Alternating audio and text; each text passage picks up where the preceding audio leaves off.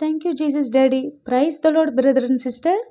నిజదేవుని తెలుసుకున్నంత కాలం, ఎరుగునంత కాలం లోకంలో విహరించాము. లోక సంబంధ ఎంజాయ్మెంట్స్, లోక సంబంధ స్నేహాల్లో మన జీవితాన్ని గడుపుతూ వెళ్ళాము.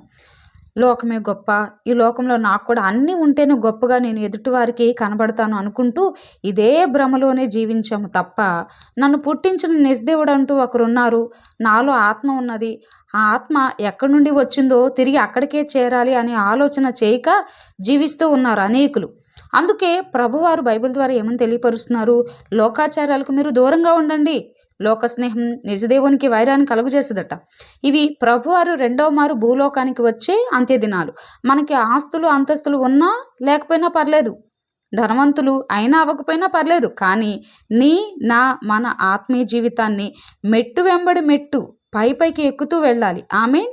ఒక వ్యక్తి తన ఆత్మీయ జీవితాన్ని కోల్పోకుండా పైకి వృద్ధి నుండి అభివృద్ధిలోనికి వెళతారో ఆటోమేటిక్గా బాహ్యపరంగా కూడా మన జీవితాలు పాపంలో మునిగి తేలకుండా ఉంటాయి. ఆమేన్.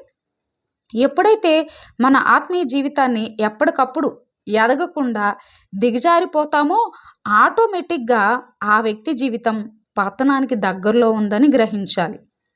ఆత్మీయ జీవితంలో దిగజారకుండా రహస్యంగా బయట చేసిన పాపాలు కప్పుకోకుండా ఎప్పటికప్పుడు ప్రతి పాపాన్ని శాపాన్ని నిజదేవుని అతి పవిత్రమైన రక్తంలో కడుక్కుంటూ దిద్దుకుంటూ సరి చేసుకుంటూ నిజదేవుడు మెచ్చే బిడ్డలుగా జీవిద్దాం.